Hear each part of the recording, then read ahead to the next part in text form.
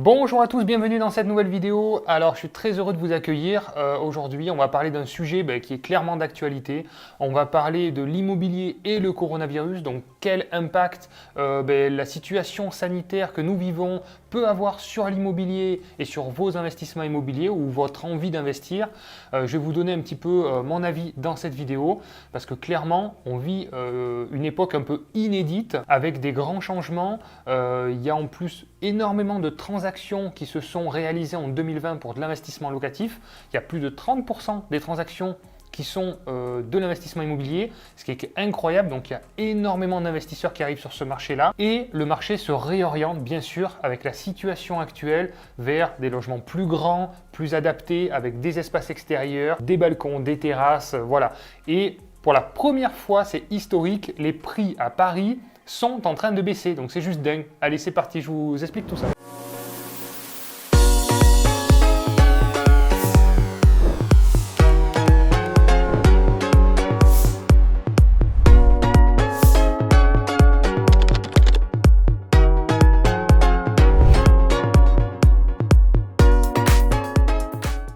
Qui ne sont pas encore abonnés. Comment ça se fait? Je vois que j'ai 50% de mon audience qui n'est pas abonné, ça va pas du tout, je vais me fâcher. Donc j'attends, si vous n'êtes pas abonné, je ne vous mets pas la suite de la vidéo. Bon, ça y est, vous l'avez fait, je vous fais confiance. Bon, on est en relation de confiance entre nous, donc pas dans tourloupe. Bon, allez, j'arrête de vous embêter avec ça.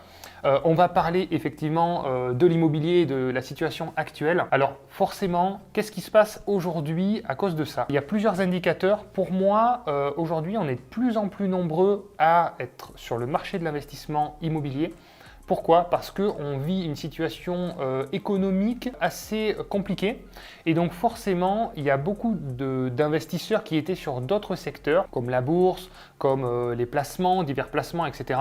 Et ils arrivent sur le marché de l'investissement immobilier qui a comme répercussion de faire monter les prix, en tous les cas dans les petites et moyennes villes, les faire baisser dans les grandes villes. Pourquoi? Dans les grandes villes, il y a certaines personnes qui s'en vont pour aller vers plus de confort, il y a plus de télétravail qui se crée, etc., etc. Donc forcément, un peu moins de demande dans les très grandes métropoles et beaucoup plus dans des villes, on va dire, plus confortables et plus agréables. Donc clairement, je pense que la tendance va continuer à s'accentuer dans ce sens-là.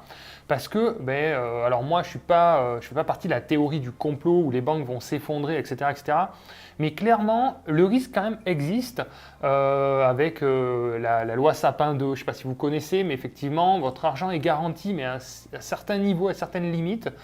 Donc au-delà de 100 000 euros, clairement, vous pouvez tout perdre. Donc, effectivement, tous ceux qui avaient aussi de l'épargne veulent sécuriser leur épargne et donc achètent de l'immobilier cash. Nous, on le voit beaucoup avec Projet Locatif. On a de plus en plus de clients qui arrivent et qui font des paiements comptants pour sécuriser leur épargne parce que l'immobilier reste là et donc c'est mobilisable. À partir du moment où ils vendent, ils mobilisent, ils récupèrent finalement l'apport qu'ils ont mis.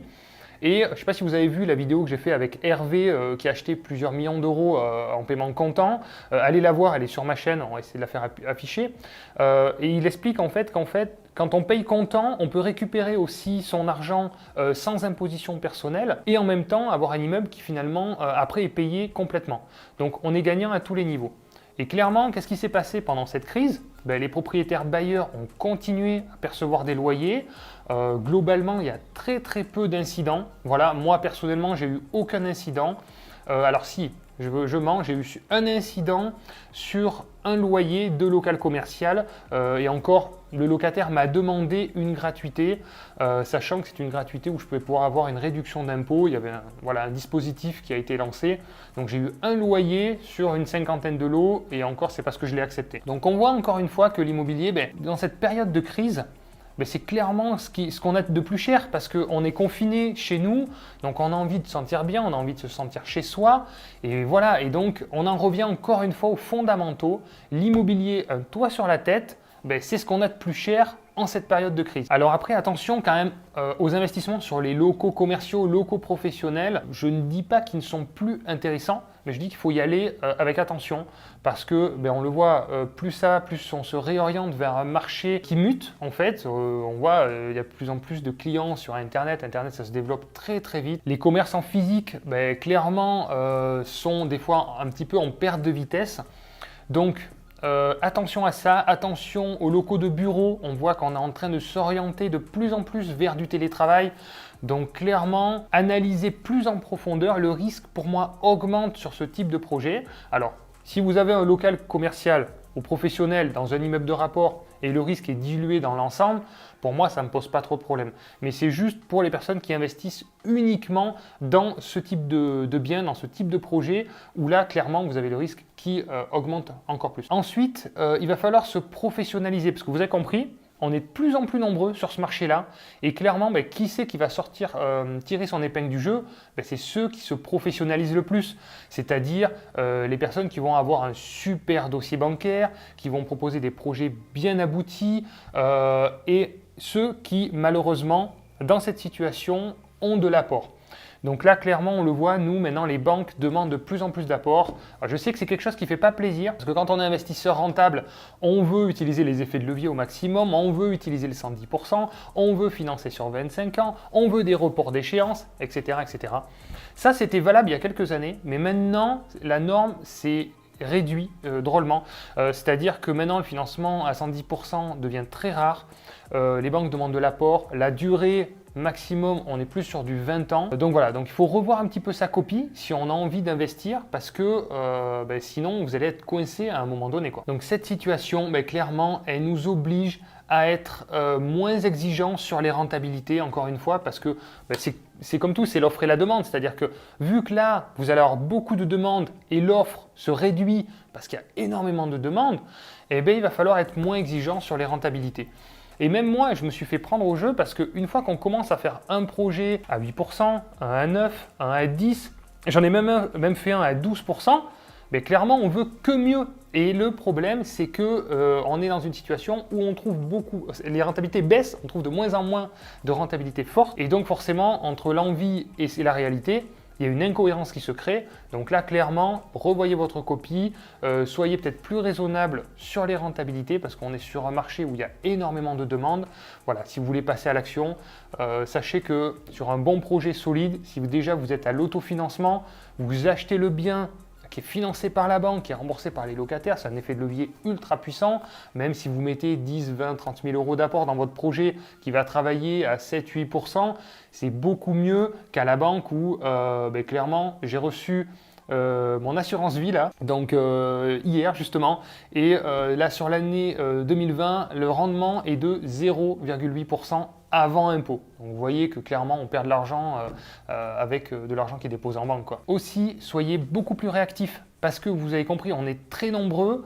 Donc nous, c'est ce qu'on fait avec tous nos clients projets locatifs. On leur demande de se positionner dès qu'on leur présente un projet.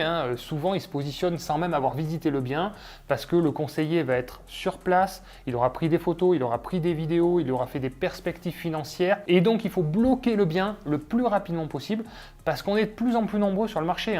Il y a de plus en plus de communication sur le sujet. Donc, je trouve ça cool parce que il y a de plus en plus de personnes qui investissent, qui passent à l'action, qui ont du cash flow, qui obtiennent de plus en plus de liberté. Donc ça, je trouve ça génial. Mais la contrepartie, c'est que ça demande à se professionnaliser un peu plus, à être plus réactif et donc peut-être un peu moins exigeant aussi sur certains projets. Voilà, donc pour conclure, franchement, l'investissement immobilier a encore de très belles années parce que voilà, il y a beaucoup de gens qui me disent mais est-ce que c'est le moment? Est-ce que c'est pas trop tard? Est-ce que j'ai pas raté le coche? Mais non, c'est le meilleur moment, c'était hier et l'autre meilleur moment, c'est tout de suite maintenant.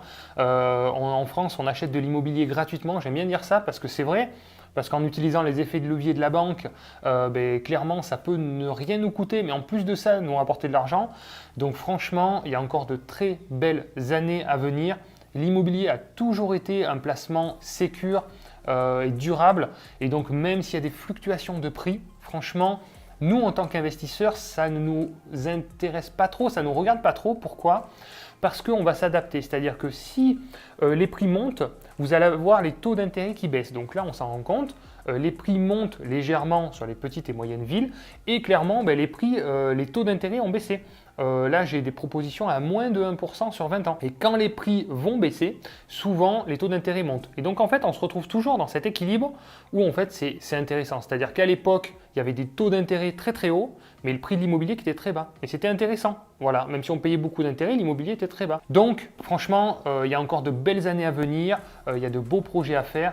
Donc, et plus le temps passe, plus vous capitalisez. Hein, c'est le plus gros effet d'enrichissement avec l'immobilier. C'est la capitalisation, ce qu'on appelle, c'est-à-dire le remboursement du capital tous les mois. Parce qu'on regarde le cash flow, mais franchement, il faut regarder aussi le capital qui diminue tous les mois. Et donc ça, c'est une sorte d'épargne forcée et d'enrichissement automatique qui se fait donc plus que jamais l'immobilier. Si vous voulez être accompagné, n'hésitez pas à faire appel à un projet locatif. Vous avez le lien dans la description. Donc là, c'est une société que je développe. On a des conseillers indépendants sur toute la France pour répondre à votre demande. On a des spécialistes sur des projets de colocation, des projets d'immeubles de rapport. Ce ne sont que des multi-investisseurs qui sont sur le terrain parce que je sais que pour trouver une bonne affaire, ce n'est pas évident quand on a un job, qu'on est pris, etc. Donc eux, ils sont là, ils sont sur le terrain tout le temps. Ils ont le réseau, ils analysent les biens et on fait tout le suivi jusqu'à la mise en place des locataires. C'est vraiment un service clé en main.